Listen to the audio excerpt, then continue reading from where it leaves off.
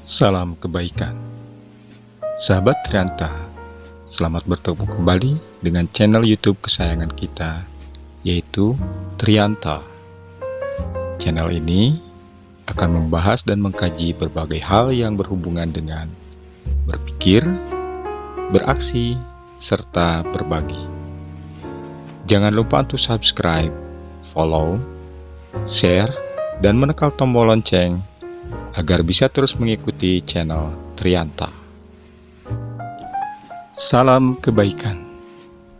Sahabat Trianta, pada episode kali ini kita akan membahas mengenai menjadi pribadi selaras, aplikasi hukum penyesuaian semesta.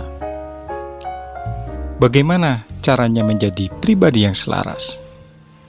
Tentunya setiap diri kita menginginkan kehidupan yang selaras, seimbang, berkelimpahan. Perubahan hidup yang lebih baik dari hari ke hari. Sekarang, saat ini sudah baik. Tapi bagaimana agar ke depannya kita bisa menjadi lebih baik dibandingkan saat ini? Pembahasan ini cocok bagi semua orang, karena pelajaran hidup yang didapatkan, mulai dari proses berasal dari keluarga tertentu, belajar di tempat tertentu, tumbuh dan berkembang pada situasi dan kondisi yang beraneka ragam, hingga saat ini diperoleh oleh setiap orang. Semuanya itu adalah perjalanan hidup dalam kerangka pembelajaran yang tidak ada hentinya. Intinya adalah menjadi pribadi yang selaras dan lebih baik. Kajian ini juga relevan dengan semua dasar keilmuan yang ada.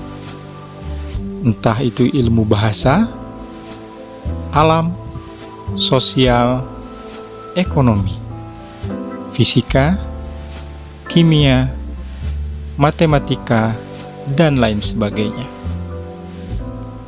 Semua ilmu ini memberikan metode untuk membuat diri kita menjadi pribadi yang selaras dan lebih baik, bermakna dan bermanfaat dengan sarana tubuh, jiwa, dan energi yang ada di dalam diri kita.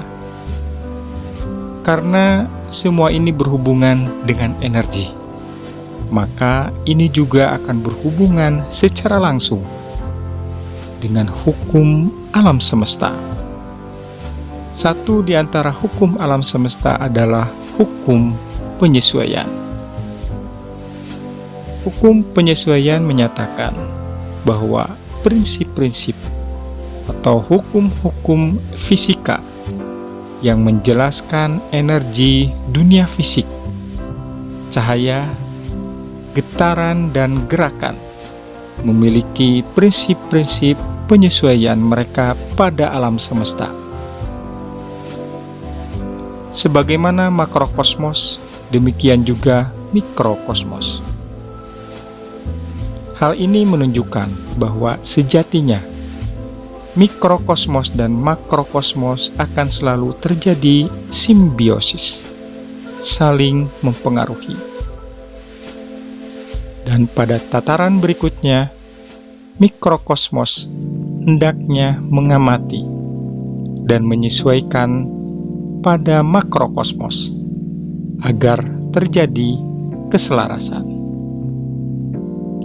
Hukum kesesuaian ini secara sederhananya menjelaskan bahwa apa yang berlaku di luar diri kita, apa yang tampak atau yang terjadi di kehidupan fisik kita, pasti sesuai dengan apa yang terjadi di dalam diri, baik itu di dalam benak, nurani, pikiran,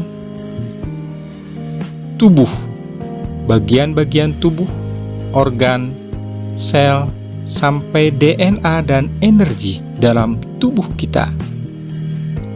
Dengan kata lain, apa yang terjadi pada kita, semua tindakan kita, kata-kata kita adalah cerminan dari isi pikiran kita. Dengan kata lain, the inner determines the outer, atau as inside, so outside, atau what's going on inside will show on the outside. Dan satu hal lagi, move in menentukan move on. Hukum kesesuaian mengatakan dunia di luar diri Anda merupakan cerminan dari dunia di dalam diri Anda. Hukum ini menyatakan bahwa Anda bisa mengetahui apa yang terjadi di dalam diri Anda dengan melihat kepada apa yang terjadi di sekeliling Anda. Goethe berkata, orang harus menjadi sesuatu supaya bisa melakukan sesuatu. Maksudnya yaitu Anda harus menjadi orang yang berbeda di dalam diri Anda sebelum Anda melihat hasil yang berbeda di luar diri Anda. Menjadi pribadi yang selaras dan lebih baik, ini haruslah dimulai dari mengenal diri kita yang sebenarnya. Dimulai dari fisik, pikiran, nurani, atau bahkan lebih jauh ke dalam bagian energi dan rohani. Dunia luar Anda merupakan cerminan yang merupakan pantulan terhadap apa dan siapa diri Anda dalam setiap aspek kehidupan. Cerminan ini tidak menggambarkan siapa Anda ingin menjadi atau siapa yang Anda pura-pura menjadi. Namun, apa yang muncul dalam cermin diri itu adalah siapa diri Anda yang sesungguhnya pada saat ini. Lalu, bagaimanakah caranya untuk mengetahui dunia di dalam diri kita? Caranya mudah. Coba perhatikan sikap Anda terhadap orang lain dan lingkungan Anda. Sikap orang lain atau lingkungan terhadap diri Anda adalah cerminan dari sikap Anda terhadap mereka. Jika Anda bersikap baik dan menghargai diri Anda, maka Anda akan melakukan hal yang sama terhadap orang lain.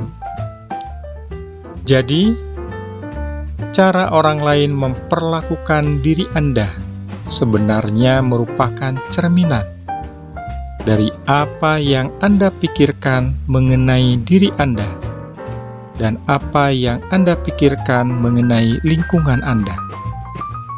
Siapa kawan atau teman bergaul Anda menggambarkan siapa diri Anda sebenarnya. Jika Anda bergaul dengan orang yang mempunyai nilai dan prinsip hidup yang selaras dan baik, maka hal ini berarti Anda juga orang yang selaras dan baik. Jika Anda bergaul dengan orang yang tidak selaras dan tidak baik, maka diri Anda juga tidak selaras dan tidak baik. Ada satu pepatah yang sangat bagus yang berbunyi, "Birds of the same feather flock together," atau burung yang warna bulunya sama akan berkumpul bersama-sama. Harry Emerson Fosdick berkata, "I would rather live in a world where my life is surrounded by mystery than live in a world so small that my mind could comprehend it. Kurang lebih, dia menyatakan, saya lebih suka hidup di dunia di mana hidup saya dikelilingi oleh misteri daripada hidup di dunia yang begitu kecil sehingga pikiran saya dapat memahaminya. Pertama kali yang harus kita lakukan adalah mengenal diri kita sendiri, baik itu secara fisik, jiwa atau pikiran, dan berbagai macam energi yang ada pada diri kita. Kita haruslah paham mengenai pikiran kita sendiri. Karena apa yang kita pikirkan dan selanjutnya kita percayai akan menjadi realitas kehidupan kita. Untuk menjadi pribadi yang selaras dan lebih baik, kita juga harus mempunyai rencana. Sebagaimana pernah dibahas pada episode sebelumnya. Seringkali kita melihat perjalanan kehidupan seseorang. Potensinya luar biasa. Baik dalam hal keuangan, strategi, dan berbagai potensi lainnya sangatlah bagus. Tapi kita melihat terkadang orang-orang tidak mempunyai rencana kehidupan yang jelas. Ini yang mengakibatkan bisnis menjadi tidak jelas. Seolah-olah tidak ada rencana sama sekali. Bergerak secara acak atau random. Ini yang bahaya. Kadang-kadang atau seringkali tanpa rencana yang jelas. Tidak bisa membuat strategi atau bahkan tidak memiliki tujuan atau visi dalam berbisnis dan dalam lingkup yang lebih luas dalam kehidupan ini. Hanya bergerak ke sana kemari seolah mengikuti arah angin yang ternyata kita buat sendiri. Pikiran, ucapan, dan tindakan yang tidak tertata dengan jelas akan membuat semesta raya merespon dengan mengirimkan kejadian-kejadian yang tidak jelas juga. Aksi yang kita lakukan pun menjadi random, acak, mengambang, dan tidak jelas. Suatu saat, kita hendaknya berharap dan bertindak agar terwujud hal seperti ini.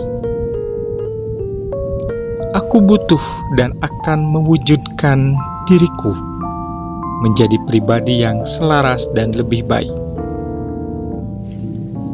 Lalu, apa bagian yang butuh diselaraskan dan diperbaiki? Pola pikir, karakter, nurani, energi, atau apa? Alam semesta atau makrokosmos adalah sebuah sistem yang dibuat oleh Yang Maha Kuasa untuk mengakomodir kehidupan. Apa yang kita pikirkan, ucapkan, dan lakukan akan diakomodir oleh alam semesta atau makrokosmos. Pikiran yang kita sebarkan akan menjadi sebuah afirmasi yang akan mensugesti diri kita. Bagaimana jadinya apabila apa yang kita pikirkan tidak jelas dan mengambang? Belum lagi proses pikiran yang tidak kita sadari. Bagaimana hal ini terjadi? Pikiran yang tidak kita sadari ini seringkali terjadi dalam kehidupan. Bagi mereka yang paham cara kerja sistem tubuh yang terdiri dari tubuh, jiwa, dan energi, maka pastinya juga sadar bagaimana kerja pikiran atau mind dan jiwa atau soul. Pikiran yang bekerja 24 jam sehari non-stop memproses segala informasi yang masuk melalui panca indera. Proses ini menghasilkan kesimpulan atau asumsi. Asumsi ini akan direspon oleh jiwa atau soul. Ini akan menjadi sebuah kesatuan program. Program ini akan dibawa ke alam semesta atau makrokosmos oleh energi yang berasal dari ruhani atau energi sumber kehidupan. Alam semesta akan merespon dengan kejadian yang sama persis dengan program yang kita kirimkan dengan sarana energi. Jadi, alam semesta atau makrokosmos akan memantulkan semuanya. Apa jadinya jika kita tanpa sadar kita mengirimkan program yang isinya tidak jelas, mengambang, dan tidak fokus? Tentunya ini sangat berbahaya, karena tanpa sadar, kehidupan yang kita jalani adalah hasil dari proses ini. Karena hal itu, untuk menjadi pribadi yang selaras dan lebih baik, kita harus sadar, waspada, dengan sepenuh-penuhnya waspada, menjalani proses kehidupan dengan netralitas atau tanpa beban. Meskipun rencana kehidupan tetap diperlukan sebagai panduan aksi menuju tujuan. Tujuan ini akan bisa kita jadikan sebuah rencana kerja yang di dalamnya ada strategi-strategi untuk memudahkan mencapai keberhasilan dalam mewujudkan kebutuhan dan tujuan hidup. Menjadi pribadi yang selaras dan lebih baik adalah sebuah keharusan, karena manusia adalah pribadi yang komplit, sempurna. Karena itulah kita bisa menjadi pribadi yang dapat menjaga planet bumi ini, menjadi kebaikan bagi sekitar kita, menebarkan kebaikan, kedamaian, dan keselarasan dari diri kita sebagai mikrokosmos pada makrokosmos tanpa terkecuali. Sahabat Trianta, demikian pembahasan kali ini mengenai menjadi pribadi selaras, aplikasi hukum penyesuaian semesta. Sampai bertemu kembali pada pembahasan berikutnya channel YouTube kesayangan kita, yaitu Trianta, yang membahas mengenai berpikir, beraksi, serta berbagi. Salam kebaikan selalu.